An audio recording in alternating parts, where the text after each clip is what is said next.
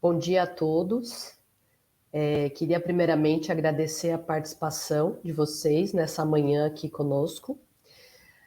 Agradecer também a ANAP, juntamente com a Water Cooler, para esse patrocínio aqui desse momento aqui pela manhã. Então, hoje, dando sequência aí às jornadas digitais, a gente vai falar sobre um tema bastante interessante e relevante para todas as organizações de saúde, que é como estruturar os núcleos de segurança do paciente e fomentar a cultura da qualidade e segurança nas organizações. Um tema bastante relevante aí, como um planejamento estratégico das organizações, né, em sistematizar as práticas baseada aí nas melhores recomendações da literatura e construindo essa cultura de segurança tão importante para as nossas instituições. E aqui, hoje de manhã, vão estar conosco aqui 3 palestrantes. Eu vou apresentar elas na sequência das falas, tá? A primeira palestrante é a Maria Carolina. Maria Carolina é médica, é fundadora do portal Qualificação e diretora de qualidade e assistência do Grupo Cura. Na sequência, a gente vai ter a fala da Soraya Scioli, ela é enfermeira, gerente técnica assistencial e de qualidade do Hospital Santa Isabel, na Bahia. E finalizando aí as apresentações, a Helenara Ribas, que é médica, consultora médica de projetos do Albert Einstein e do Mira Consultoria. Queria chamá-las aqui para dar essa sequência.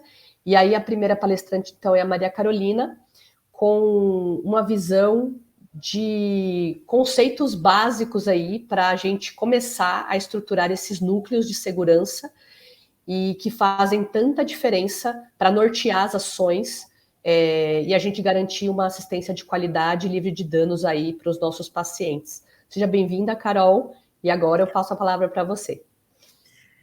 Obrigada, Rafaela. É um prazer, gente, estar aqui falando sobre um assunto que é tão importante e que gera muitas dúvidas, né, para todas as organizações. A gente costuma achar que só as organizações que não têm nenhuma iniciativa de qualidade têm desafios para a estruturação do núcleo de segurança, mas isso não é verdade, né? Já tem organizações que têm escritórios de qualidade há alguns anos que vem sofrendo o desafio de implantar o núcleo. Acho que tem algumas coisas importantes para serem ditas e que, talvez pela forma como o Programa Nacional de Segurança do Paciente trouxe, né, a obrigatoriedade dos núcleos, acabou levando a gente a interpretar de uma maneira diferente o objetivo dele, a forma dele ser trabalhado dentro das organizações. A primeira coisa que a gente precisa entender é que o núcleo de segurança do paciente ele é obrigatório. Ele é obrigatório para todas as organizações que estão registradas no CNES como organizações de saúde, exceto laboratórios, serviços de atenção pré-hospitalar, serviços de atenção domiciliar e consultórios isolados, tá certo? Se você não está incluído em nenhum deles, você tem que ter um núcleo instituído. Isso é fato. Segundo ponto importante, a gente precisa entender para que serve o núcleo, para poder conseguir constituí-lo da maneira mais adequada, né? Então, a gente precisa entender que, assim, o núcleo, ele foi pensado para ser o embrião da gestão da qualidade dentro dos serviços de saúde. Quando a gente está falando de qualidade em saúde, se a gente vai olhar para o que a OMS preconiza, para que o Institute of Medicine preconizava lá no comecinho dos anos 2000, quando a gente começou a falar de segurança do paciente, a gente está falando de 6 dimensões principais. A gente está falando de segurança do paciente, a gente está falando de experiência, né, do cuidado centrado no paciente, a gente está falando de um cuidado que seja efetivo, a gente está falando de eficiência na prestação desse cuidado, de um cuidado oportuno, e a gente está falando de um cuidado equânime, né? Que a gente ofereça o cuidado de acordo com a necessidade, equiparando aí as oportunidades de cuidado. E para segurança, né, e para a gente ter qualidade, a gente primeiro precisa estar organizado para não gerar um dano desnecessário ao paciente. E é para isso que a gente tem que trabalhar a segurança do paciente. E é esse o maior objetivo da gente ter o núcleo, né? Acontece que para a gente estruturar um núcleo de segurança, a gente precisa entender as responsabilidades dele. Então, o núcleo de segurança, ele precisa fomentar, organizar, incentivar que a organização de saúde estruture o gerenciamento de riscos assistenciais, estruture protocolos de segurança que vão evitar que esses danos desnecessários aconteçam ou reduzir, né, a ocorrência desses danos, estruture um sistema de notificação de eventos adversos, trabalhe a sensibilização e a educação dentro da organização de saúde, pensando em colaboradores, pensando em pacientes e a comunidade que tem relação com esse serviço de saúde, e ele também é responsável por informar para a Anvisa os eventos adversos mais importantes que acontecem dentro da organização e manter a alta administração sabendo do que está acontecendo de falha na assistência ali no dia a dia, né? Como é que a gente consegue trabalhar de uma maneira que o núcleo gere valor agregado ali para o dia a dia da organização? A primeira coisa é que a gente entender que o núcleo de segurança, ele precisa ter um representante formal, né? Que precisa ser alguém que tenha terceiro grau completo e que seja registrado lá na Anvisa como representante do núcleo. Tá? Mas ele não tem que trabalhar sozinho, e muito pelo contrário. O ideal é que a gente trabalhe como uma comissão, né? Com pessoas representantes das áreas mais relevantes dentro da instituição. Então, se existe um serviço de controle de infecções, é importante que um representante do serviço de controle de infecções faça parte do núcleo. Se existe se você tem uma unidade de terapia intensiva, é importante que um representante da UTI esteja participando do núcleo. E a gente precisa entender que não é só da assistência direta. Por exemplo, as questões de assistência farmacêutica, as questões de esterilização, né? A gente precisa ter pessoal da gestão administrativa, porque a gente também tem falhas na assistência que começam nas áreas administrativas, para que a gente possa o quê? Para que a gente possa compor um grupo de pessoas que tenha o olhar específico para como tornar o processo assistencial mais seguro, nas suas mais diferentes práticas. Quando a gente está falando de processo assistencial, a gente tem que entender que a gente está dentro de um sistema complexo. E esse sistema complexo, ele tem uma quantidade de variáveis enormes. Então, quanto maior as diferentes perspectivas que a gente traz para dentro do núcleo de segurança, melhor. E acho que tem uma coisa importante, né? A gente fala muito em o núcleo tem que fazer, o núcleo tem que isso. O núcleo é o responsável por capitanear, por incentivar e garantir que as coisas aconteçam. Mas ele não é sozinho obrigado a implantar as questões. Por quê? Porque as práticas, as ações de segurança vão acontecer dentro das unidades. Elas vão ser executadas pelas equipes que realizam assistência, que realizam os processos de trabalho. Então, o núcleo, ele vai direcionar, ele vai se capacitar, ele vai desdobrar o conhecimento para os demais, para que essas ações sejam capilarizadas por toda a organização, né?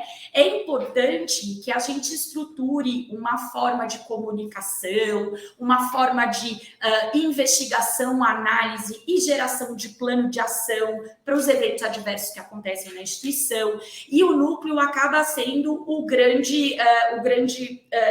momento de discussão, né? A pergunta que eu mais recebo no portal Qualificação é assim: tá, mas eu preciso fazer a reunião do núcleo de segurança de quanto em quanto tempo?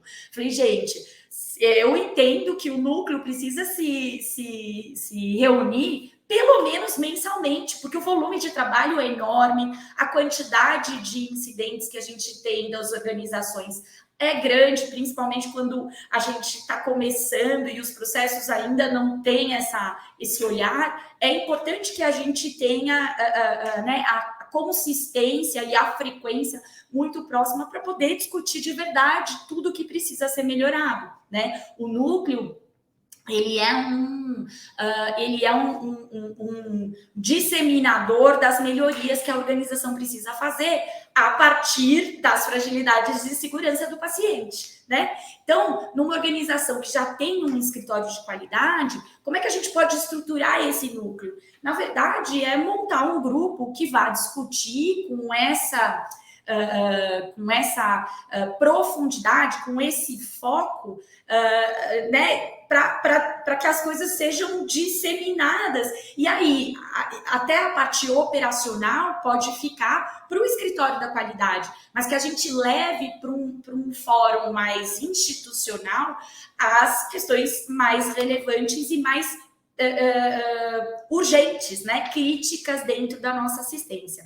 Então, né, o pessoal fala, mas já tem a CCIH. A CCIH, o Brasil é um país privilegiado nesse aspecto, porque quando a gente fala de segurança do paciente, vários países estão começando as suas iniciativas aí nos últimos 5, 10 anos. E a gente aqui no Brasil tem uma legislação que pede, né, a composição da CCIH muito antes.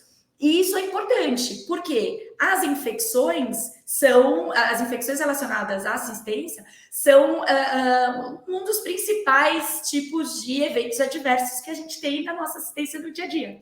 Então, a CCIH e o Núcleo de Segurança do Paciente, eles têm que andar ali juntinhos. É claro que a CCIH vai olhar mais para a infecção e o núcleo vai acabar olhando para as demais ocorrências dentro da instituição de saúde. Mas são parceiros absolutos, até muito na forma de olhar, na forma de fazer uma busca ativa para entender quais são os eventos, como tratar, que tipo de abordagem vai ser feita, os treinamentos, as sensibilizações, né? Então, isso é bem importante. Um outro ponto é olhar para a questão da segurança do colaborador, porque apesar da gente falar muito de segurança do paciente, o colaborador precisa estar bem orientado, precisa estar com um processo de trabalho seguro para oferecer uma assistência segura para o paciente também. Então, um outro grande parceiro do núcleo é né, o pessoal que faz o acompanhamento da segurança do paciente, do colaborador.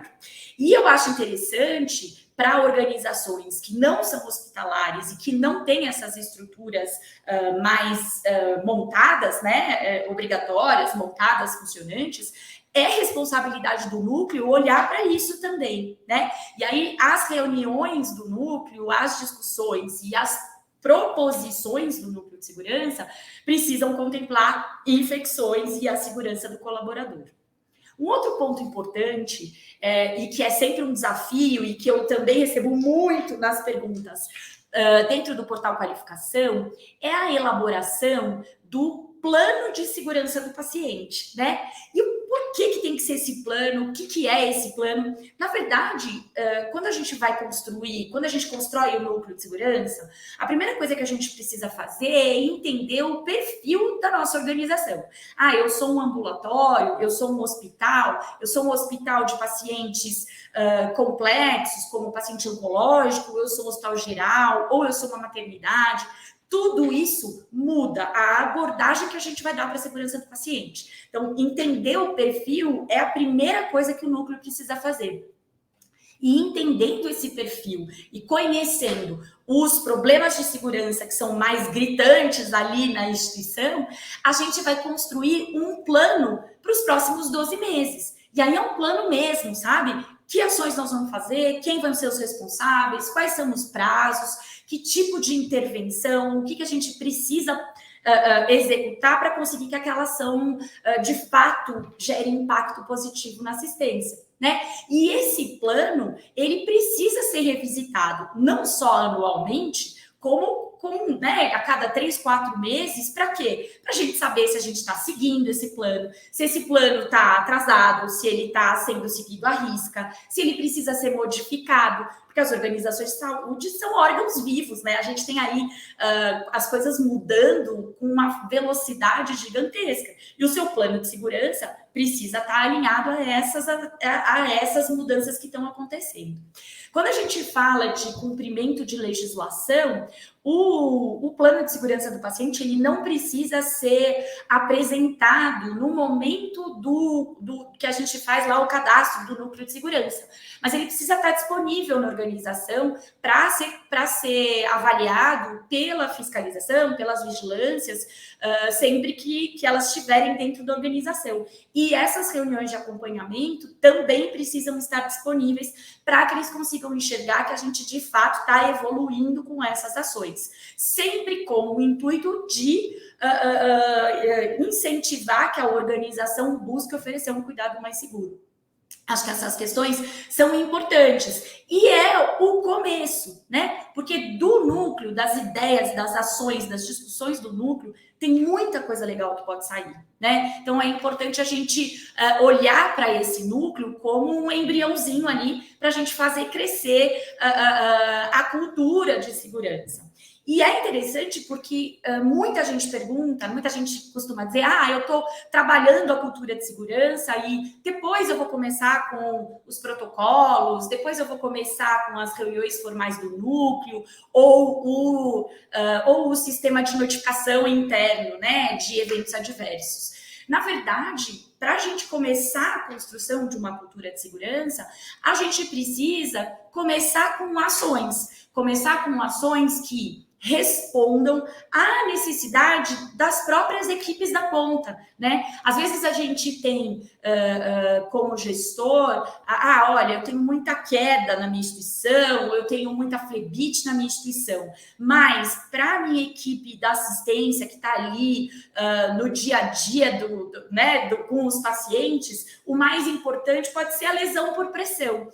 É legal eu entender isso, como quem executa a assistência de verdade enxerga os problemas de segurança, porque se eu conseguir atender essa necessidade deles, a chance deles participarem da abordagem que a gente está dando para a segurança é muito maior, né? Porque um dos grandes desafios do núcleo é garantir que o pessoal da ponta, o pessoal da assistência, participe, engaje nos protocolos, notifique os eventos adversos, né? Entenda o porquê de se falar tanto da segurança do paciente. Eu sempre fiz assim, por que agora eu tenho que mudar? Existem motivos para isso. Acho que cabe a gente, e cabe ao núcleo em especial, começar a deixar mais claro esses motivos, né? Deixar claro os porquês de se trabalhar a segurança do paciente. Não é só porque é importante para o paciente, mas é mostrar, olha, a gente tem X quedas no mês dentro da nossa organização. A gente poderia trabalhar com uma incidência muito menor se a gente adotasse outras práticas que são reconhecidamente efetivas, né? Então, é bem importante a gente olhar para isso. Mas o núcleo tem que ser o começo, o grande fomentador. Acho que é isso, Rafa. Quero agradecer o convite, é um prazer estar aqui, viu? Muito legal poder discutir esse tema. Carol, obrigada aí por ter trazido esse tema que parece bem complexo, de uma forma bem leve, né? Como orientação inicial aí para quem ainda não tem esses núcleos implementados. Eu acho que primeiro desafio ali que você colocou muito, né, é você começar. Assim, às vezes a gente não sabe para onde começar. Então, assim, primeira coisa é entender com a autogestão qual que é o objetivo, porque isso tem que fazer parte do planejamento da instituição, porque precisa estar alinhado com os valores, com a missão, com toda a visão que a empresa, né, quer para ser enxergada no mercado, né? E aí vocês vão, óbvio, tem a questão burocrática no sentido, o que é obrigatório e não, até acho que de uma forma para nortear, olha, minimamente vocês precisam construir isso. Às vezes o que é obrigatório, ele não está contemplado na sua instituição, por exemplo. Você pode ter uma instituição que não tem procedimento invasivo. Será que você precisa ter um protocolo de cirurgia segura, de procedimento invasivo? Não. Ele é obrigatório desde que você tenha. Então, é mais uma questão obrigatória no sentido de você falar, ó, minimamente você deve mapear isso. E a partir do momento que você começa a enxergar o que você tem, você sabe, olha, aqui é muito mais crítico do que ali, você dá um norte para os seus próximos passos. Não é fácil, se fosse fácil a gente não estaria falando isso aqui, aqui em tantos outros fóruns que de um início de uma obrigatoriedade, quantas dúvidas ainda surgem em relação a isso? E assim, a própria unidade vai entender a demanda de reuniões, por exemplo, como você citou de um exemplo, né? Às vezes você fala, eu vou marcar uma vez por mês, de repente você fala, impossível, vou fazer quinzenal, de repente você está fazendo semanal, e aquilo virou uma coisa muito tranquila na organização. Óbvio que a gente não vai falar sempre do que são flores, né? A gente precisa discutir justamente para a gente não chegar ao ponto de ter que ter conversas mais duras. Vão acontecer? Vão, mas a gente vai estar muito mais embasado, direcionado, e a gente precisa conhecer o que a gente tem, né? Se a gente não começar, a gente nunca vai saber.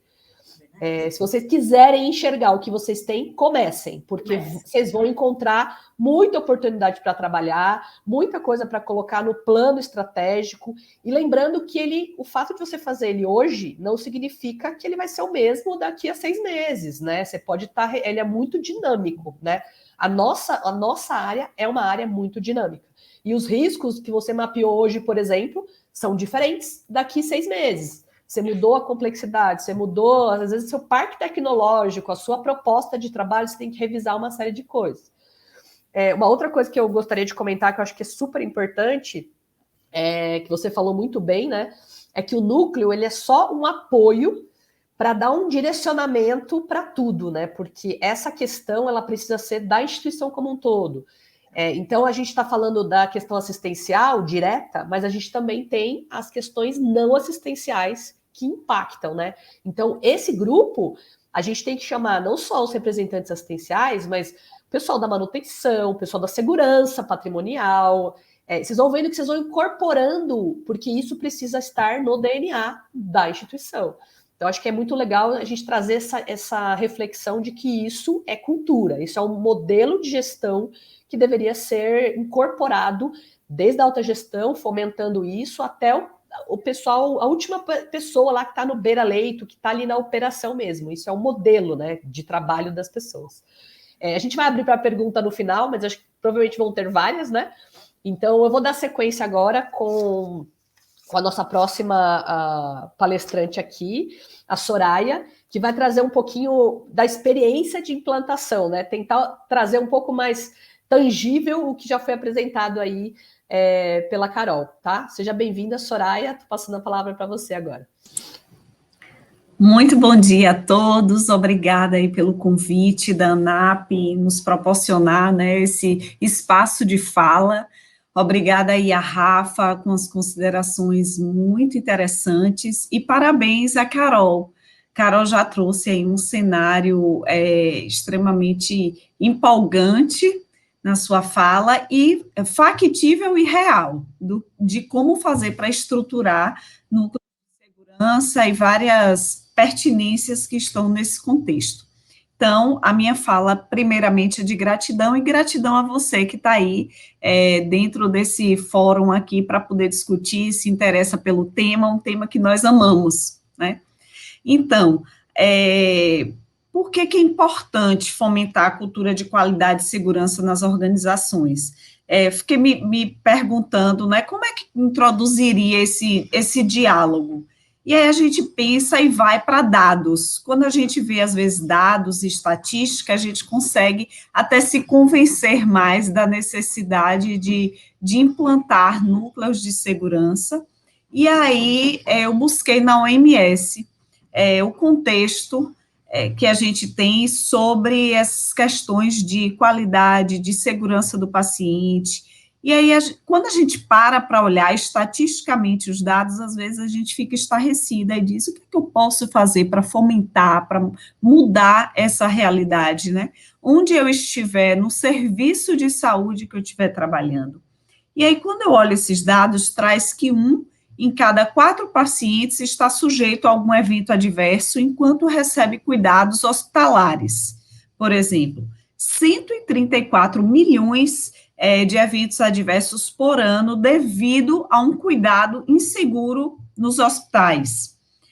2,6 milhões de mortes por ano devido a cuidados inseguros, inadequados, e a cada ano, 15% das mortes dos países de baixa e média renda estão associados à má qualidade na assistência à saúde. Então, quando a gente olha para esses números, a gente pensa assim, poxa, eu posso salvar vidas, de que forma? Então, fomentando cultura de qualidade, de segurança, estruturando os núcleos de segurança no seu serviço de saúde.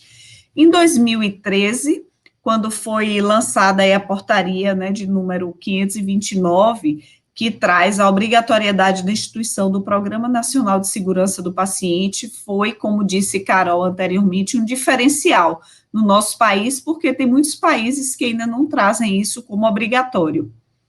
E também, mas ainda em 2013, com a RDC, que traz aí a lógica do Plano de Segurança do Paciente, as 6 metas internacionais de segurança. E aí já fica uma dica, né? Se você não sabe por onde começar a estruturar um núcleo de segurança, começa a aplicar, a estudar, a ver formas e estratégias de trabalhar minimamente as 6 metas de segurança do paciente na sua organização, no seu serviço de saúde. Mas vai algumas dicas aí, antes da gente trazer mesmo algumas estratégias e a nossa experiência com a implantação do núcleo. Primeira dica é que não há receita de bolo, né, que se adeque a todas as instituições. Então, assim, a gente ouve e é recomendável o benchmark, buscar em outras organizações, às vezes mais amadurecidas, as melhores práticas de segurança, mas tem que se analisar qual a realidade do seu serviço para você ver o que é melhor para poder implantar ali e algo que vai ser sólido e se consolidando com o tempo. Não adianta eu querer pegar a experiência, a estratégia de uma instituição que já está há décadas trabalhando qualidade e segurança e a minha está começando agora de forma embrionária e eu querer aplicar. Tudo é um processo. Entender que nesse processo a melhoria é contínua, então a gente sempre vai ter o que aprender e o que melhorar, e felizmente ou infelizmente nós nunca seremos perfeitos, a gente vai aprender também com o erro, né? Então ter em mente que o aprendizado organizacional é extremamente importante para o fomento e a consolidação dessa cultura de segurança do paciente. Nunca pensar que a autossuficiência é legal nesse contexto, porque na maioria das vezes ela não é, nesse contexto nem nada nas nossas vidas, mas principalmente quando a gente fala de segurança do paciente, cada caso é um caso, né, tem histórias, e até hoje a gente que já pode ter, assim, décadas trabalhando com isso, mas a gente ainda se surpreende com algumas coisas que a gente vê de notificação, de eventos, de entendimento que é necessário revisar o mapeamento de risco, de compreender a trajetória de falhas de um evento para que não ocorra novamente com um outro cliente, usuário do serviço. É importante praticar rodas de conversa sempre com esse assunto, a exemplo do que a ANAP tem feito aí ano a ano com essa jornada digital. Outra dica extremamente importante é envolver a alta gestão. A gente não consegue trabalhar uma cultura de qualidade e segurança nas organizações se a gente não tiver ali como apoio da alta gestão, né? E de que forma a gente pode estar envolvendo essa alta gestão? Uma coisa simples, às vezes prática, que pode ser feita é a emissão de relatórios de segurança do paciente para direcionar ações estratégicas na sua organização. Esse relatório pode ser pensado dentro do núcleo de segurança ou dentro de forma mais operacional pelo o escritório ou núcleo da qualidade, se ele será bimestral, se ele será trimestral. Na nossa organização, a gente utiliza a emissão desses relatórios de forma trimestral, mas eles são importantes porque eles alertam e trazem para a alta gestão quais são as estratégias que estão sendo utilizadas, o que é que está ocorrendo na organização. E outra questão é o reporte também, em um tempo mais curto, quase que de forma imediata, à alta gestão, quando da ocorrência de algum evento adverso grave. Né? Isso vai fomentando, estimulando e gerando um clima de confiança dentro da organização, para que a sua alta gestão também compreenda que esse aspecto é importante. Né? E eu queria poder compartilhar aqui alguns pilares e trazer, assim, a necessidade de, inclusive isso, são eixos da portaria do Programa Nacional de Segurança do Paciente, e que na sua organização você pode elencar esses eixos e dizer assim, olha, eu vou trabalhar, fazer um plano de ação para trabalhar esses eixos apontados na portaria 529, e pouco a pouco ir desenvolvendo e estruturando isso dentro do seu serviço de saúde. Então, primeiro, um estímulo a uma prática de segurança segura. Como é que você pode estar estimulando essa prática? E aí pensar dentro do núcleo, na diversidade que esse núcleo traz, conforme Carol já falou anteriormente, como é que eu posso estar fomentando e estimulando essa prática de segurança? Envolvendo o cliente na segurança, então, ele é protagonista do seu cuidado, e a gente precisa, nas nossas organizações, envolver o cliente, paciente, família, nessa cultura de segurança. Ele precisa estar imerso nisso, incluir esse tema de segurança do paciente no ensino, e aí fica a dica para aqueles que são mais acadêmicos, a gente sente a necessidade de que isso, essa conversa, esse debate surja mais e mais forte nas academias, nas graduações, incremento de pesquisa em segurança do paciente. É bem interessante. Agora, de uma forma mais peculiar, prática, eu vou trazer, assim, lá no Hospital Santa Isabel, mais recentemente, e quando esse recentemente eu me refiro de 2013 para cá, porque como é uma instituição centenária, eu não tenho nem tempo hábil aqui para historiar, né, toda a trajetória de cuidado e de segurança do paciente, que vocês poderiam me perguntar assim, Santa Casa da Bahia tem 474 anos, hoje o hospital onde estamos completou em julho 130 anos de existência. Então, se confunde, inclusive, com a história de Salvador. E aí a gente pode pensar, somente em 2013 começou a olhar a segurança do paciente? Não, a gente tem nos anais históricos da instituição iniciativas de médicos, de enfermeiros que já pensavam isso. Um exemplo é lá nos idos dos anos 60, também mais recentemente, o doutor Duval Olivieri, preocupado com as taxas de infecção dos pacientes, com a taxa de mortalidade, com o tempo médio de permanência desse paciente na instituição, que nesse ano, na época, era de 41 dias, então era praticamente um morador dentro da instituição, e a gente vê relatos dele para a alta gestão, sinalizando isso e falando sobre estratégias de melhoria, de como reduzir esse tempo, de como melhorar e fazer o controle de infecção dentro da organização. Então, se a gente fosse historiar, tudo começou lá, ou antes disso até. Mas eu vou trazer uma história mais recente do hospital, que dando uma dica para você, principalmente aquele serviço de saúde, que hoje tem pessoas aí nos ouvindo, e que diz assim, eu estou imersa aqui em uma série de problemas e não sei por onde começar. Então, você pode implantar o seu núcleo de segurança e trabalhar com as pessoas que são adeptas, que conseguem gostar disso e, como eu disse anteriormente, implementar as 6 metas de segurança do paciente, trabalhar isso, formar times. Às vezes a gente não consegue ter um núcleo robusto, ou a gente não tem na instituição um núcleo de qualidade que ancore esse núcleo de segurança.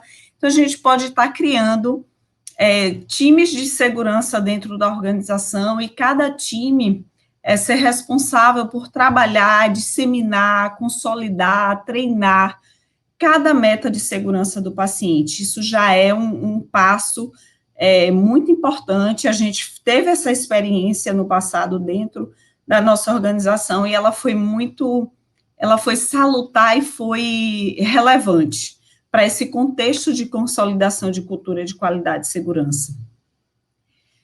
Outra iniciativa é a implantação das rondas de segurança, ou alguns denominam, como na nossa instituição, safety huddle, aqueles minutinhos ali que o núcleo de segurança pode protagonizar dentro lá da unidade assistencial e discutir algumas dicas com os colaboradores de forma mais operacional, colocar trajetória de eventos. A gente mesmo trabalha um card que é bem interessante na organização, que é por que eventos adversos acontecem. E a gente pega ali 5 minutinhos, às vezes até menos, de algum evento que ocorreu e vai no safety huddle e coloca ali quais foram os fatores contribuintes para aquele evento, qual foi a ação propositiva para que aquilo não ocorresse, e a equipe fica, além de ter um feedback do que ocorreu,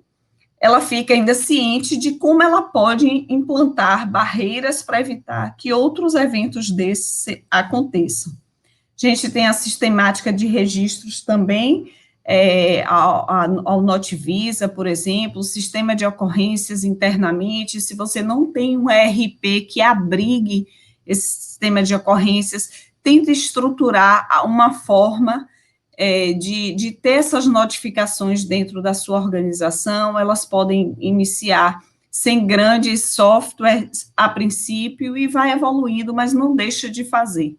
Gerenciamento de indicadores de segurança do paciente, né? E, paralelo a isso, fortalecimento de uma cultura justa. É extremamente importante, quando a gente fala em fomento da cultura de qualidade e segurança do paciente, disseminar e trabalhar na instituição que é uma cultura justa. Porque, senão, a gente tende a cair no erro da cultura punitiva.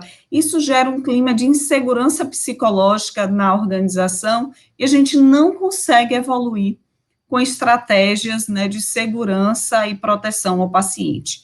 Então, na cultura justa, tem uma matriz que hoje a gente utiliza e que eu super recomendo, que eu acho ela bem direcionadora dentro da organização, que é a matriz de decisão do NHS, que traz pilares interessantes, importantes, de como a gente evoluir essa cultura justa, né, dentro da organização, e aí traz uma forma mesmo de um diagrama da gente identificar quando é algo por má intenção, quando o colaborador está enfraquecido e ele contribuiu para a ocorrência de algum evento, se tornando ali uma segunda vítima, quando de fato há um erro humano, ou uma violação, ou uma falha do sistema, e aí a gente vai ter que trabalhar processo. Então, esses pilares e estratégias, elas são extremamente importantes de ser pensada no núcleo de qualidade. Elas podem estar ancoradas dentro do núcleo de segurança, ou vice-versa, para que na instituição você consiga ter experiências exitosas e conseguir fazer a prevenção dos eventos. Eu acho que a gente poderia ficar aqui discutindo muito mais sobre o assunto, mas eu tentei focar aqui, trazer algumas estratégias para ajudar você que quer fomentar essa cultura na sua organização, quer consolidá-la ou quer estruturar um núcleo de segurança. Muito obrigada, fica aberta aí ao final para as perguntas e a interação com as colegas e com vocês, o público que está aqui nos ouvindo. Obrigada. Rafa, volto para você a palavra. Obrigada, Soraya, aí, por tangibilizar um pouco mais essa questão dos núcleos, né? Eu acho que você tocou num ponto importante, da estruturação, né? Que cada unidade precisa entender o que você tem de recurso ali. Às vezes você não consegue estruturar de fato uma unidade de qualidade voltada para atender toda essa demanda, mas essa questão dos times de segurança que você trouxe, pelo menos voltado para as metas internacionais de segurança, a gente já tem um ganho importante aí, com protocolos mínimos aí que garantam a segurança do paciente. Garantam não, né? Ou minimizem os riscos aí, os desfechos negativos em relação a isso. Então, essa questão do time é muito importante, né? Porque aí são cenários que cada unidade vai dispondo para começar a falar sobre algumas questões relacionadas a isso. Um outro ponto que acho que você trouxe que é muito relevante como experiência foi a questão das rondas, né? Acho que cada hospital tem um nome diferente, rondas, o momento da ronda da liderança, ronda executiva, a questão do safety huddle de uma forma macro, e a questão também dos shifts huddles, que seria mais departamental, que é uma grande oportunidade, não só de você trazer algum evento, mas também você relembrar algum processo ali, as etapas, as barreiras que a gente implementou que não podem ser quebradas para que você não tenha, por exemplo, uma infecção de corrente sanguínea. Né? É um momento ali que você tem na equipe e resgatar alguma questão em relação a isso. A gente tem algumas perguntas no chat já, mas eu vou deixar para o final, porque aí a gente contextualiza com mais propriedade. E aí, agora, acho que assim, ficou bem interessante a gente finalizar esse momento de discussão com a Helenara por conta de trazer essa coisa da cultura que você trouxe aí, né? Tão importante você trazer essa cultura de qualidade e principalmente essa questão da cultura justa, né? E aí acho que a Helenara vem agora para trazer um overview aí dessa importância que tem, não só para que a alta gestão olhe para isso, mas que a equipe assistencial entenda que existe esse momento, né, essa cultura, e que a gente vai ser justo para garantir aí a segurança não só do paciente, como de familiares, como dos nossos profissionais também em relação a isso. Então, agradeço a Soraya e passo a palavra agora para a Helenara. Tá bom, Helenara? Seja bem-vinda. Oi, bom dia a todos. É um prazer estar aqui com vocês. Eu fico muito feliz em poder conversar sobre esse assunto. Vou conversar um pouquinho com vocês sobre o papel do núcleo de segurança na construção da cultura. Então, quando a gente olha lá o caderno da Anvisa, que fala sobre implantação de núcleo de segurança, a gente sabe que esse núcleo teria a função de realizar melhoria contínua nos seus processos, teria a função de garantir as boas práticas do serviço de saúde, né? Também fazer uma articulação da gestão de risco, a integração dentro dos processos, e um dos pontos é a disseminação sistemática da cultura de segurança. E quando a gente fala isso, às vezes parece um bicho-papão, né? A cultura demora, a cultura a gente só tem com o tempo, e, na verdade, a construção da cultura ela pode ser estruturada a partir de processos que são definidos, escolhidos, estruturados e adotados, né? Ela não aparece de uma hora para outra dentro da organização, ela precisa ter um processo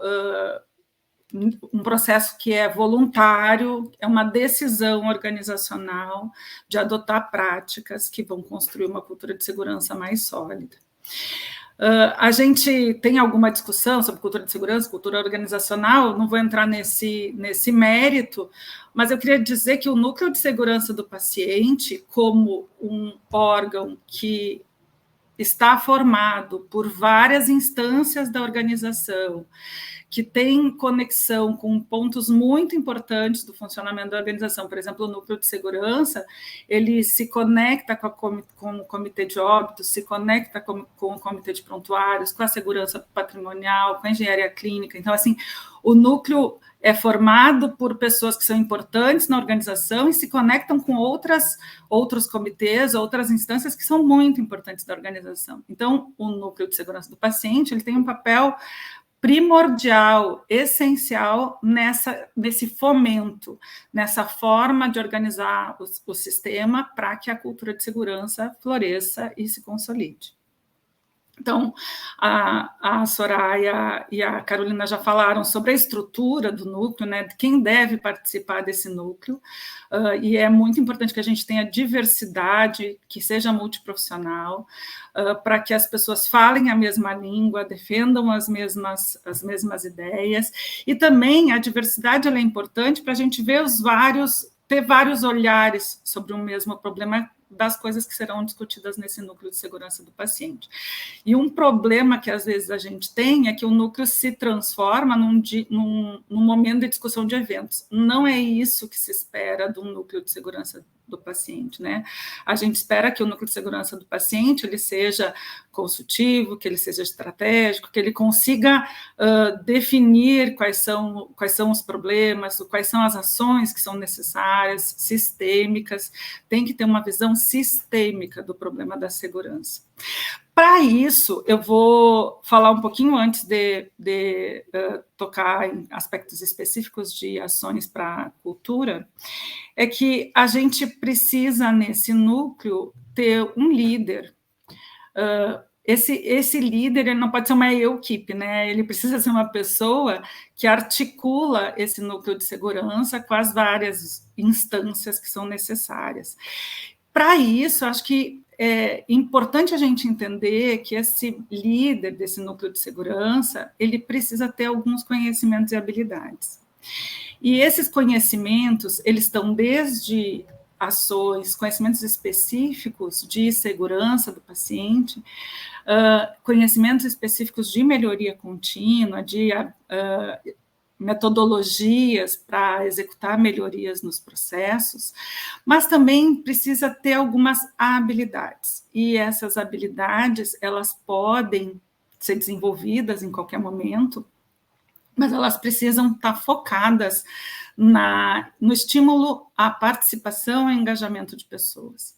Então, esse líder ou estas pessoas que fazem parte do núcleo de segurança, um dos papéis fundamentais é o engajamento nessa causa, é a tradução da importância da segurança do paciente para toda a organização.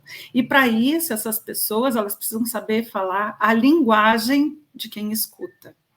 Então, é importantíssimo habilidades relacionais. Tem uma parte da atividade do núcleo que não é só técnico-científico, é de habilidades relacionais. Do ponto de vista de habilidades técnico-científicas, a gente, obviamente, precisa saber questões relacionadas à segurança do paciente, a pensamento sistêmico, mas também a metodologias de melhoria contínua. Então, assim, é muito importante o conhecimento técnico para a gente escolher a ferramenta certa para usar, para resolver um determinado problema específico.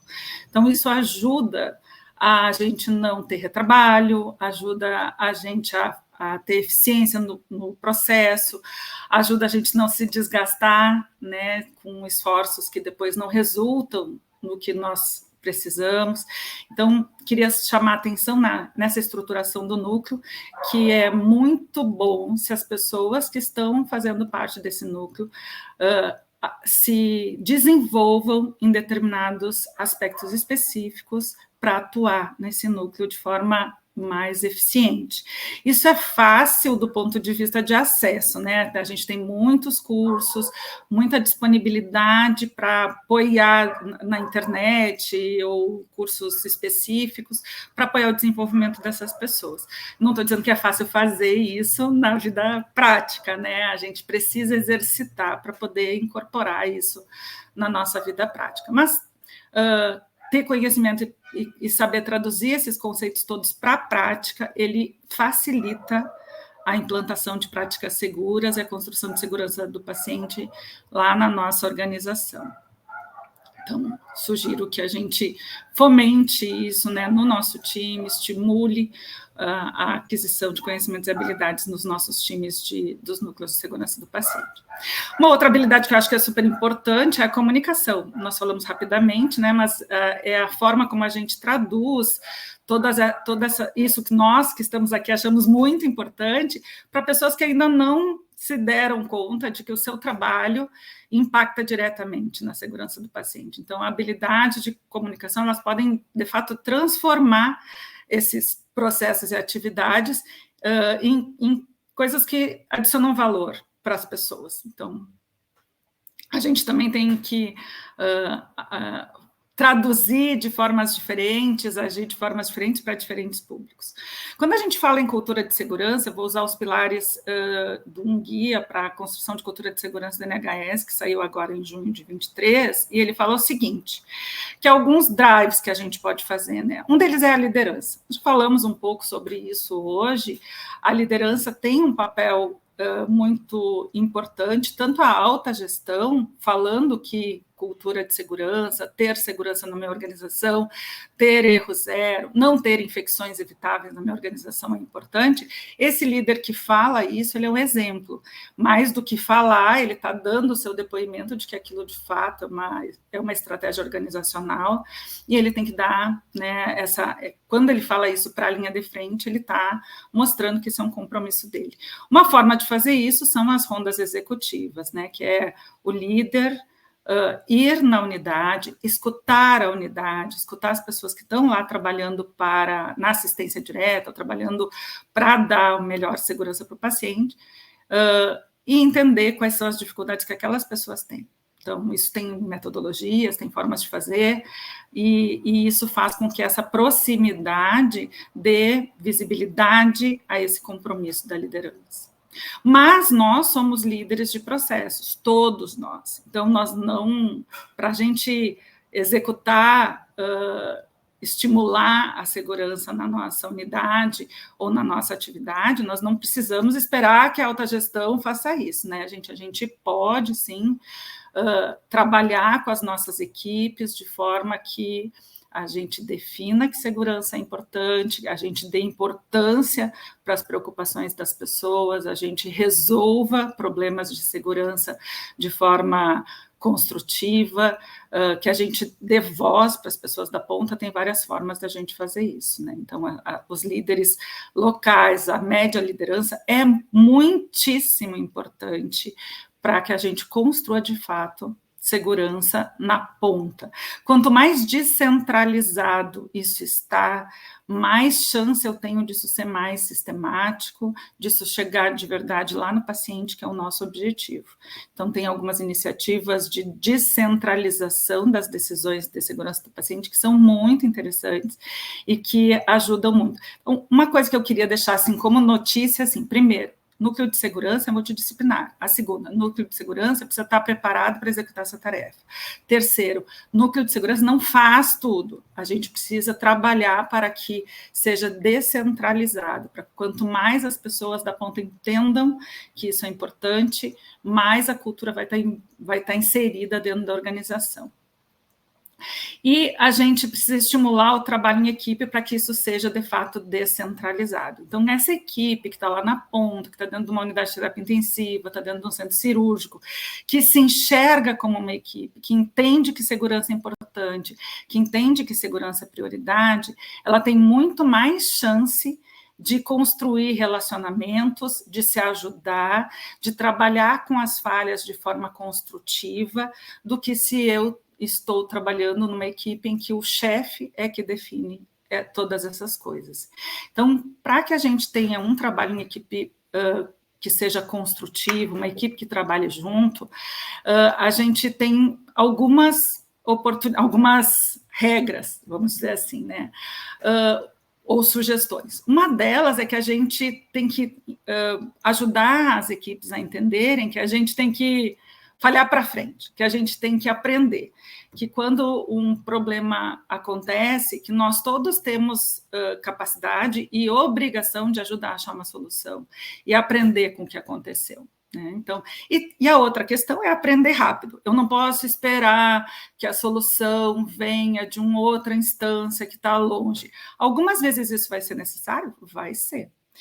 Porque eu posso precisar de um equipamento, uma mudança de política organizacional, mas a maior parte das questões eu tenho, dentro da média gestão e da equipe, formas de melhorar o meu processo para que isso fique um pouco mais seguro para os pacientes.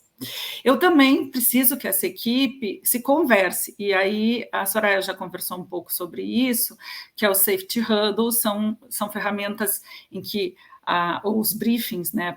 Eu trabalho com uma ferramenta chamada Team Steps e uso uma outra nomenclatura, mas é assim, a gente se reúne no início do plantão, a gente define quais são os nossos desafios, o que vai acontecer, se está tudo bem, o que a gente precisa adaptar do nosso trabalho para aquele dia de trabalho, e assim todo mundo fica sabendo quais são as nossas dificuldades, o que esperar e como nós vamos resolver juntos esses problemas. Então, é uma ferramenta importantíssima, que tem muitas experiências no mundo e no Brasil mostrando que adiciona muita segurança no processo. Enfim, e eu vou falar rapidinho agora sobre 2 pontos que a Rafaela comentou e a Soraya também. Para que a gente consiga isso, lá o núcleo, ele precisa conhecer e estimular algumas práticas de segurança psicológica e cultura justa. Entendo que essas 2 coisas elas funcionam juntas, porque se a gente tem muito medo de punição, a gente não vai ter segurança psicológica para trazer preocupações, para trazer ideias, para se expor dentro de um grupo, né? Cultura justa não é fácil de implantar, mas se nós temos um núcleo onde há representantes da equipe do capital humano, né, o departamento que trabalha com as equipes nossas, que define as políticas de tratamento dos profissionais da nossa organização. Temos representantes da diretoria, temos representantes das unidades críticas. A gente consegue discutir essa questão da cultura justa de uma forma muito mais efetiva. É pouco provável que ela seja eficiente se ela vier só da qualidade. Então, o núcleo precisa estar envolvido nisso como uma equipe multidisciplinar que define as estratégias.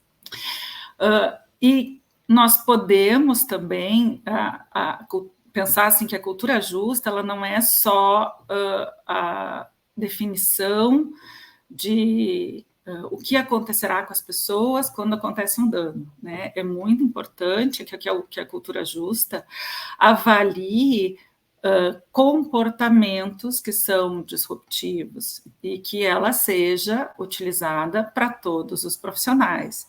Ela não será justa se ela for utilizada apenas quando eu tenho um evento com dano. Ela não será justa se eu usar apenas para as equipes de enfermagem. Então, é preciso que tenha um acordo institucional muito sólido para que a gente implante práticas de cultura justa. Busca de justiça sempre precisa ser um caminho. E, por fim, segurança psicológica, que é quando a gente consegue dizer o que está nos incomodando e dar ideias e se expor. Nesse caso, gente, a liderança local, a média gestão é essencial. E o núcleo de segurança do paciente tem um papel essencial para treinar, para definir quais são as habilidades e conhecimentos que essas equipes, essa média gestão precisa ter para construir segurança psicológica em cada uma das suas equipes. Com isso, eu termino e devolvo para a Rafaela. Lenara, obrigada. Sempre bom ouvir você, né? Eu acho que, assim, agora que a gente finalizou com as 3 palestrantes, eu estava lendo um pouquinho as perguntas que foram feitas no chat. Então, em vez de eu fazer um comentário, eu vou trazer a primeira pergunta para a Elenara, que eu acho que é bem ela que precisa responder, até pelo histórico de trabalho dela. Acho que com essa questão toda de consultoria que ela tem, né, de experiência com vários hospitais, né? E também uma experiência grande aí no grupo que hoje eu trabalho ainda, e ela trabalhou recentemente, que até para a gente tangibilizar um pouco, né, Helenara? Então a pergunta aqui foi: onde estão as evidências de que este esforço legal e institucional trazem resultados efetivos e estão prevenindo danos ao paciente? Aquela questão, né? Como que a gente tangibiliza essa palavra da qualidade, né? Então, acho que queria que você compartilhasse um pouco da sua experiência, que eu acho que você tem bastante informação aí para tentar trazer esses resultados, né? Em relação à segurança do paciente, nós temos acho que está na quarta versão, um documento que sai pela Associação Americana de Qualidade em Saúde, onde são citados todas as evidências atualizadas, as evidências científicas de impacto, né? Então, nós temos, quando a gente fala de cultura, a gente empacota isso em várias ações diferentes, que têm impactos diferentes dentro da cultura, da diminuição de eventos adversos ou da diminuição de comportamentos disruptivos. Eu vou falar de time, de trabalho em equipe. Especificamente, tem uma metodologia específica que é a que eu trabalho, que é o Team Steps, que é citada em vários trabalhos, com vários processos de evidência, com diminuição de eventos quando implementado. Então, trabalhar em equipe de forma que a gente tenha consciência situacional, suporte mútuo, com uma comunicação assertiva e liderança, a gente diminui eventos adversos, tá? Então, tem vários artigos com redução de eventos adversos, com diminuição de circunstâncias de risco e com diminuição de sofrimento da equipe. Depois a gente pode até compartilhar esses artigos, ou acho que talvez, se eu entendi bem a pergunta, talvez seja principalmente essa publicação que mostra as evidências científicas de várias dessas questões que a gente está conversando. Em relação à liderança, nós também temos evidências interessantes sobre modelos de liderança, né? A gente fala, às vezes, de liderança como um todo, porque aqui não é uma web específica sobre liderança, mas lideranças que são colaborativas, que escutam os pacientes, elas têm diminuição de eventos adversos e melhora do trabalho da equipe. Rondas executivas têm evidência científica também de melhora, e aí eu acho que essa pergunta ela cabe muito bem, porque assim, se nós vamos usar esforços, né, energia, para implantar coisas, olhem a evidência científica, porque eu vou ter muito mais chance de alcançar o resultado lá na frente. Então, priorizem métodos e ferramentas em que a evidência científica é sólida, né? E aí eu vou sugerir das coisas que tem grande evidência científica, que a ronda executiva é assim, que a ferramentas de trabalho em equipe é assim, tem evidências sólidas, né? Tem metodologias sólidas para trabalhar isso, que a análise de eventos é assim, mas infelizmente nós, nos últimos 10 anos, só trabalhar a análise de eventos e ações corretivas para eventos, ela não surtiu o efeito que a gente esperava, depois de ter colocado a segurança do paciente na pauta. Então, nós precisamos, além de trabalhar eventos, né, além de entender, tentar aprender com os erros, nós precisamos olhar isso tudo de forma mais sistêmica. Porque se a gente olhar só um evento, corrigir aquele evento e achar que ele nunca mais vai acontecer, nós não vamos avançar. Nós precisamos olhar o entorno, e o entorno é as pessoas, é como elas se relacionam, o que elas acreditam e como elas tomam decisão todos os dias na beira do leito. Tá? Só com padronização de processos e com barreiras nós não vamos conseguir avançar. Ou não conseguimos, né? O histórico já está dizendo que a gente não conseguiu. Não sei se eu respondi, por favor, coloque no chat aí se faltou algum aspecto, mas eu fico super à disposição para apoiar ou para compartilhar essas evidências científicas das quais eu falei com quem tiver interesse. Isso mesmo, Helenara, o pessoal pediu para compartilhar, tá, essas referências. Eu acho que é importante a gente ressaltar aqui que a gente também tem os nossos indicadores existenciais, né? Então, quando a gente começa a medir, a gente tem uma noção do que a gente tem e da onde a gente precisa trabalhar, com o nosso histórico. A própria pesquisa de cultura de segurança, né, que provavelmente vai entrar numa dessas referências que a Helenara vai passar depois, é um reflexo do que todo mundo, toda a corporação entende como a cultura aí.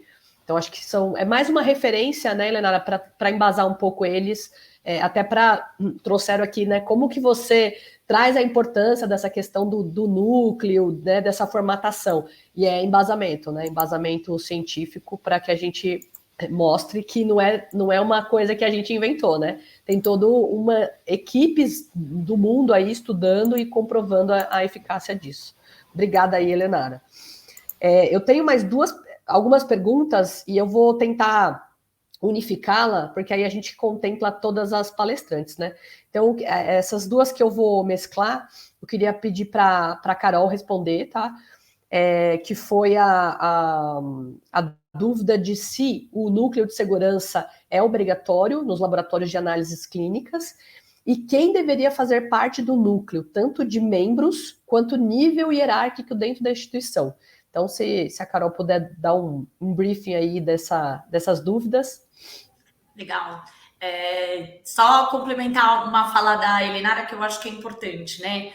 A gente tem que entender que todas as evidências científicas que a gente tem os países que geram as evidências científicas mais robustas têm muito mais tempo de trabalho do que a gente em padronização de processos, barreiras. Então, não é só padronizar processos e ter barreiras, mas a gente precisa começar lá atrás, organizando a casa para daí conseguir trabalhar em equipe, para daí conseguir fazer o nosso, a coisa mais organizada, de uma maneira mais organizada. Acho que isso é importante.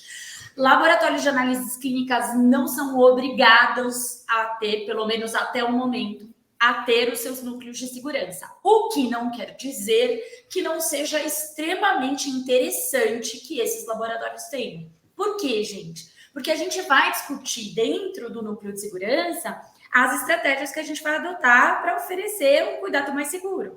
O laboratório inicialmente ficou de fora porque o core principal é o processamento das amostras para de apoio diagnóstico. Agora, todo o pré-analítico e o pós-analítico tem uma série de questões relacionadas à segurança do paciente que precisam ser consideradas, né? Então, é importante considerar isso. Em relação a quem vai fazer parte do núcleo de segurança, é importante a gente entender que, de acordo com o que está preconizado pela normativa, o núcleo de segurança ele tem poder deliberativo. E o que é isso? Ele pode tomar algumas decisões de melhorias dentro da instituição.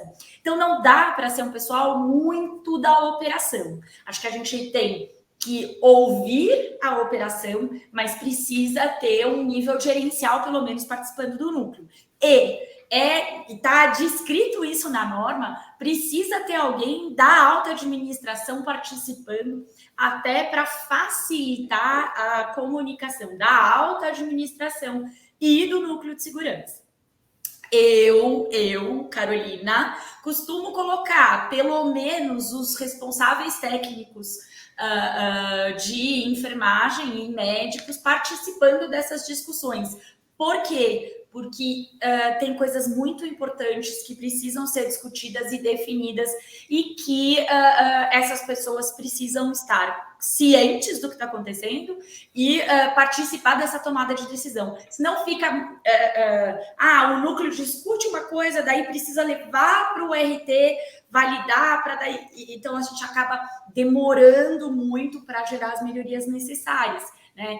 Acho que a Elinara trouxe uma coisa importante, né? A gente precisa aprender rápido com os nossos erros. Por quê? Porque rapidamente a gente pode gerar dano a outro paciente da mesma forma.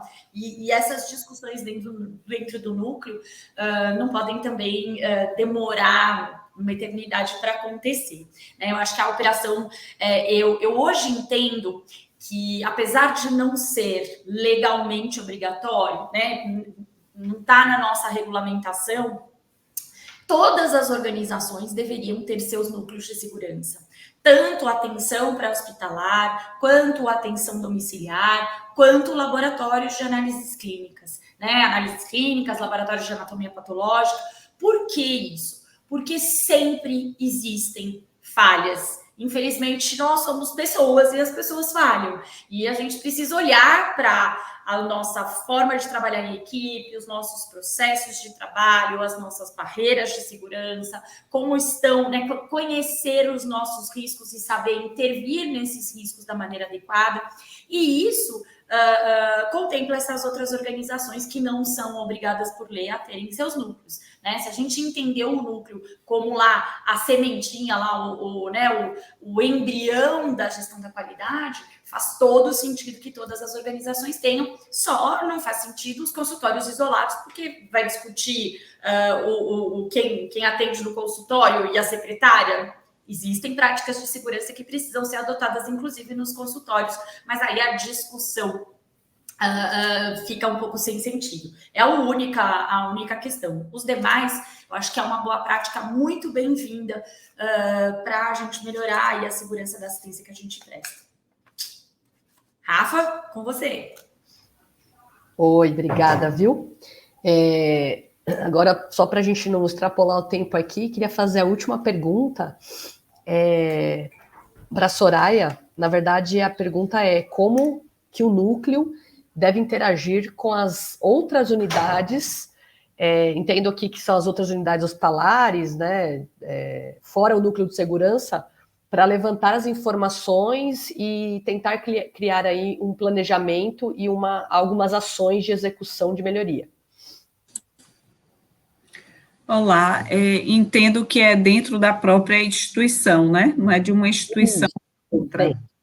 Dentro da própria instituição, já foi falado sobre a necessidade de ter uma estrutura de núcleo interdisciplinar, né? Então, quando a gente tem representação de várias áreas que são importantes nessa construção, como já foi dito aqui pela Carol, pela Elinara, né, da gente poder ter a participação da segurança do colaborador, de áreas como engenharia clínica, até tecnologia e da informação e comunicação, várias áreas assistenciais representadas, traz esse protagonismo, né? A gente tem essa sensação de um grupo, de uma equipe trabalhando ali, pensando num pensamento comum. Então, é importante essa formação multi, eu diria que além de multi, ela é interdisciplinar. Mas vamos supor que você não consiga ter todos ali dentro do núcleo, que tenha pelo menos pessoas, né, chaves, que podem ser pessoas relacionadas à qualidade ou não, mas pessoas que tenham esse domínio, né, e gostem da temática de segurança, e essas pessoas estarem buscando membros consultivos ou membros participativos temporários, vamos dizer, a depender da pauta que você queira discutir no núcleo de segurança. Como eu disse, não é receita de bolo e cada instituição pode estar trabalhando da sua melhor forma, porque aí a gente pensa, uma instituição muito grande, que tem um núcleo robusto, formado por várias equipes e várias áreas da organização, e a gente também se reporta àquelas instituições pequenas, umas vezes a gente solicitada para apoiar, né, recebe alguma ligação de alguém que diz, sou eu sozinha na organização para poder trabalhar a segurança do paciente. Então, para essa instituição que eu estou falando agora, que tem 1, 2 ou 3 pessoas ali compondo um núcleo de segurança, ou minimamente uma estrutura de núcleo de qualidade, ela precisa envolver outras áreas chaves para poder estar ativo e participando ali. aquele que tem uma estrutura mais robusta e que pode compor um núcleo de segurança, que esse núcleo seja interdisciplinar. Eu não sei se eu respondi aí a pergunta, entendi adequadamente, se não, pode aí fazer a réplica, por favor. Acho que respondeu sim, obrigada. Acho que a gente pode até relembrar aqui que às vezes a gente acha que a gente não tem nada sendo discutido nas instituições, mas a gente tem outras questões que pela legislação a gente tem uma obrigatoriedade de realizar, né, que são as comissões obrigatórias. E as comissões também já fomentam esse tipo de discussão, né? Então a gente tem comissão de prontuário, comissão de óbito. Então a gente já discute algumas questões relacionadas a esses processos específicos, que pode sair um pontapé inicial para começar essa articulação e ver o que mais que a gente precisa agregar. Às vezes você vai numa reunião de comissão de óbito, você vê quantas pessoas que estão faltando ali para discutir. Então, você vai unificando as coisas, lógico, né? Você não vai usar a reunião de comissão de óbito para falar de segurança do paciente como um todo, mas você vai extraindo dali pontos importantes que você precisa disseminar para a organização como um todo. Então, é mais a gente entender o que a gente tem hoje. Vamos lá ver o que está sendo discutido e aí começar a engatinhar e construir em relação a isso. Não é fácil, é difícil, mesmo nas instituições que a gente caracteriza, né, denomina como instituições mais maduras, geralmente isso não é uma coisa que começou hoje, né, e em 3 meses foi resolvida, não, é um histórico de várias pessoas que passaram, de experiências, às vezes de eventos que foram com um desfecho muito ruim, né, eventos sentinelas, com danos bem graves, né? E que isso acabaram transformando o jeito dessas instituições se articularem ali, se integrarem com este tema, né? Então é um começo, a gente tem que começar. E aí nada mais justo do que você ir comparando aí com tudo que foi falado das referências bibliográficas, das experiências de outras instituições que estão há mais tempo nessa jornada. E aí a gente vai trocando ideias e tentando tangibilizar o máximo que a gente conseguir em relação a isso. Então, espero que vocês tenham gostado. Não sei se as meninas querem acrescentar mais algum ponto. Todas as referências que foram citadas, a gente já foi colocando aqui para quem está organizando aí o chat, e isso vai ser disponibilizado para vocês. E qualquer coisa também, vocês entrem em contato e a gente vai disponibilizando o que a gente tem para apoiá-los aí nessa construção ou nesse aperfeiçoamento de vocês. Os certificados vão ser emitidos ao final, né? Acho que o pessoal vai receber no final do mês, que aí fecha a edição de agosto, aí vocês vão receber conforme os cadastros que vocês fizerem. E agradecer as minhas colegas aí dessa manhã, que sempre é bom ouvir, porque a gente sempre, isso aí realmente faz sentido, você começa a ter outra visão e vai amadurecendo aí o seu ponto de vista em relação a alguns pontos aí, que é sempre bom discutir, né? A visão de várias pessoas e com a prática aí das instituições. Rafa, posso fazer só um comentário rapidinho?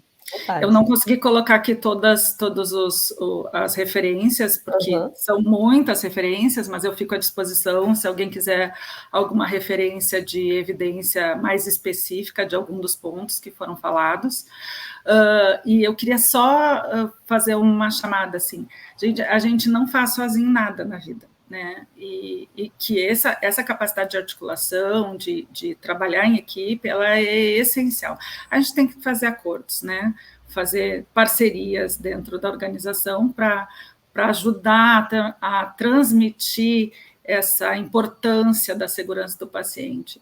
E isso isso leva tempo, isso é importante, isso exige que a gente gaste um tempo, né? Invista um tempo para fazer esses relacionamentos. Então, peço assim que não se sintam sozinhos, né? Tentem fazer parcerias com outras, com todas essas equipes que a gente conversou, porque elas são super importantes para a construção de uma segurança sólida, né? Para o funcionamento do núcleo.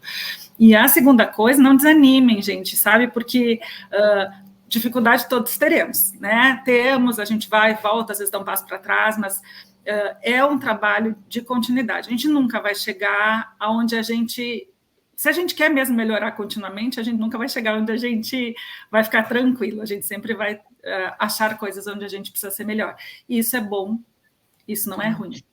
Eu costumo chamar isso aí de trabalho de formiguinha, que a gente tem que entender que a gente vai sempre estar carregando um fardo grande, que o resultado da gente vem a médio e longo prazo, e que a hora que a gente chegar nesse resultado, a gente já está com um horizonte muito mais para frente. E é isso mesmo. Dá vontade, às vezes é bem difícil, tem dias muito desafiadores, em que a gente dá né? A gente, por mais que a gente trabalhe, a gente tem, né, situações muito críticas. Acho que não desanimar é a mensagem, começar e não desanimar e não desistir. Porque se a gente pensar, se a gente conseguir fazer a diferença para um paciente, uma assistência, um paciente que não for, que a gente conseguir evitar que ele seja vítima de um evento adverso, a gente já está fazendo bastante. Então, acho que esse pensamento me acalenta todas as vezes em que dá vontade de desistir, jogar tudo para o alto. É importante a gente lembrar disso também. E assim, outra dica que parece ser muito simplória, mas, por exemplo, eu utilizo e que eu acho bem salutar, é a linha do tempo. Você tem uma timeline que você vai marcando ali as evoluções, passos importantes que o núcleo ou que uma estrutura de qualidade ou um grupo que fomenta a segurança do paciente na organização foi mês a mês ou ano a ano dando. Às vezes são coisas importantes e a gente trazer à memória aquilo que dá esperança, porque é difícil, é muito desafiador, né? A gente se depara com algumas situações que a gente, de novo isso, parece que eu estou falando assim, uma voz clamando no deserto sozinha, não melhorou, mas então marca isso, historia isso aí, e aí você vai inclusive publicando dentro da sua organização, porque isso anima, isso fomenta, isso mostra, olha, onde eu estava e onde estamos agora, o quanto evoluímos. Obrigada. Comemore, né? Comemorar o que a gente alcança. Celebrar, comemorar, exatamente. É isso que você falou, para fechar, é bem significativo da gente não esquecer de não só informar e comemorar com a equipe da ponta, né?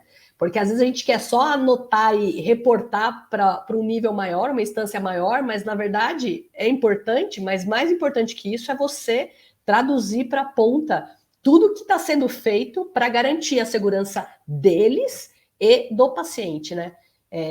A gente não tem que reportar só para a alta gestão, né? A gente tem que reportar mais para quem está ali no beira-leito do que para nós, né? A gente não pode esquecer deles, isso que eu acho que é fundamental, porque aí você vai captando novos membros para esse núcleo, para serem apoiadores, e essa cultura vai aos poucos disseminando. Mas é uma formiguinha bem lenta, mas a gente vai, né? Começa com 2, com 1, de repente tem 10, aí vai crescendo. De repente tem 4 aqui já, e vocês ouvindo aqui na manhã, e aí a gente vai construindo aí, discutindo sempre. Então, mais uma vez, queria agradecer às pessoas que estão aqui ouvindo a gente, a vocês 3, muito obrigada. Para quem eu não conhecia, muito prazer.